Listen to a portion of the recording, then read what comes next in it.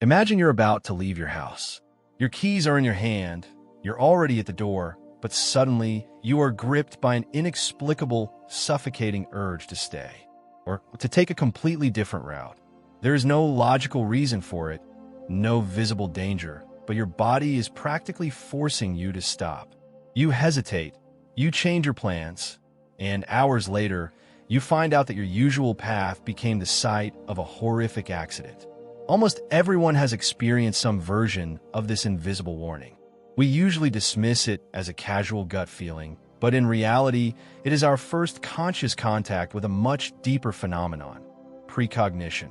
This innate capacity to perceive an event before it unfolds is arguably the most disruptive, physics-defying feature of the human psyche. And in this video, as we continue to explore the phenomena of exceptional human experiences, we're going to break down exactly how it works. We're going to look past the pop culture tropes and piece together how biology, transpersonal psychology, and spiritual traditions intersect. We will uncover how precognition serves as a functional bridge between the material and the transcendent. And finally, we will discuss a massive misconception: why we tend to confuse this future sensing ability with ordinary intuition, and how to tell the profound difference between the two. While we conceptualize these sudden warnings as a vague, mystical emotion, our bodies experience them as something incredibly concrete. You're about to make a day-to-day decision, sign a contract, or simply cross the street when that sudden, silent impulse hits you. Not now, or not this way. For decades, mainstream psychology dismissed these moments as mere hindsight bias or coincidence. But what if our physiology is actually a highly sophisticated receiver? In a series of pivotal experiments, researchers like Dean Radin tested this exact idea. Participants were shown a sequence of random images, some completely calm, others intensely emotional. The data revealed something startling. The participants' heart rates and skin conductance shifted seconds before the emotional images were even selected by the computer. Their bodies were reacting to a future stimulus. This isn't fortune-telling. It's a raw biological reflex to an event that hasn't happened yet in our linear timeline. It suggests we possess an internal radar constantly scanning for oncoming probabilities while our conscious mind is completely distracted by the daily grind. But if our biology is catching the echo of what's ahead, why do we miss it so often? The truth is, we've been conditioned to ignore it. We label these physical signals as paranoia or irrational stress, relying entirely on a rigid logic that only sees the tip of the iceberg. But if the body is merely the receiver, what exactly is the transmitter? To answer that, we have to move beyond biology and look at the mind's actual structure. If our bodies can feel the future, why does our intellect struggle to make sense of it? The answer lies in how we define the boundaries of the human mind. Mainstream science treats consciousness as a localized byproduct of the brain, something locked inside our skulls. However, transpersonal psychology, shaped by pioneers like Stanislav Grof, offers a radically different perspective. It suggests that consciousness is an expansive, non-local field. From this viewpoint, a precognitive experience isn't a supernatural miracle. It is simply a moment when the artificial boundaries of our ego temporarily dissolve, allowing our awareness to access information beyond our immediate present. But how can a future event exist to be seen in the first place? To explain this, theoretical physics offers one of its most intriguing models: the block universe, an idea that modern metaphysics often uses to map the boundaries of our reality. Imagine reality not as a timeline being built second by second, but as a whole, completed book. Your birth, your present moment, and the events of your future all coexist simultaneously on those pages as a single, finished story. As human beings, we are forced to read this book line by line. But during a true precognitive experience, our expanded awareness briefly breaks free from this sequential reading, catching a sudden glimpse of a page further ahead. This raises a profound question. Do we perceive these future pages only because our future selves will eventually experience them and send a signal back in time? For a long time, early theorists believed exactly that, arguing that precognition requires a closed feedback loop. However, controlled remote viewing studies in laboratory settings completely challenged this limitation. Participants were able to accurately describe future targets, even when they were intentionally never given feedback or shown the target after the session. This proves that our consciousness isn't just borrowing from its own future memories or relying on a closed loop.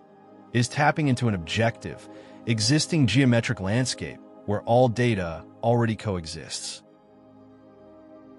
Yet, analyzing this phenomenon strictly through the lens of physics and laboratory protocols leaves out its most critical element: its emotional weight. When an abrupt urge pulls a person away from danger, it doesn't arrive as a data report, a sterile experiment, or a space-time equation. It arrives with a strange, chilling authority. It feels like being intercepted. And this is the exact threshold where science ends and the language of signs begins. This is where we look to spiritual circles, where precognition is understood not just as a mechanical feature of space-time, but as a living, intimate dialogue. In these traditions, that abrupt, life-saving impulse is seen as a deliberate sign, the intervention of a higher vector, a guardian presence, or a higher self watching over our path. When we integrate this perspective, precognition ceases to be an abstract theory and becomes a functional bridge.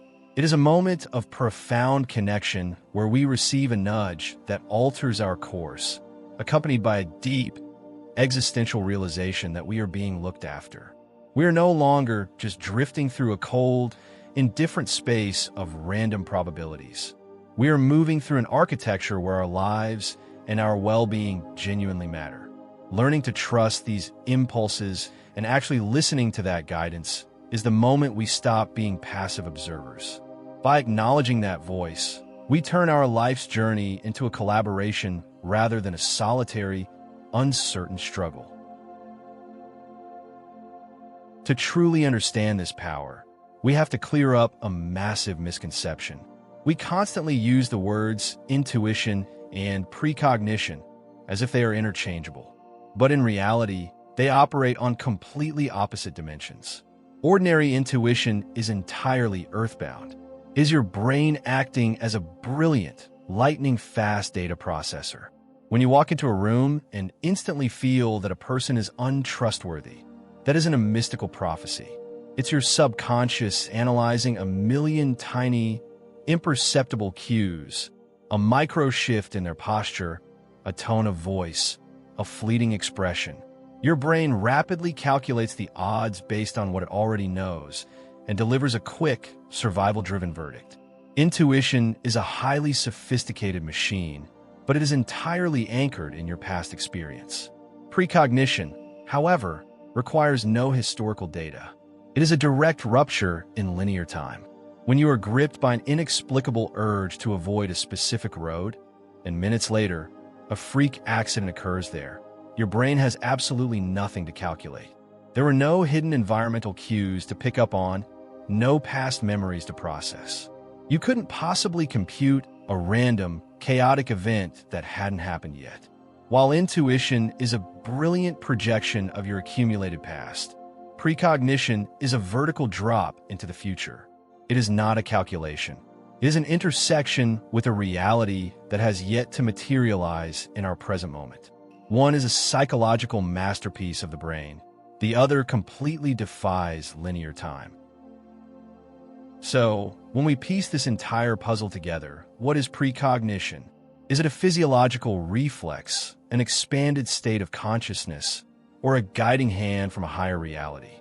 The answer is that it is all of them, different layers of the exact same multidimensional phenomenon. Ultimately, this ability to look over the horizon is far more than a psychological riddle to solve. It is a profound tool for navigating our existence.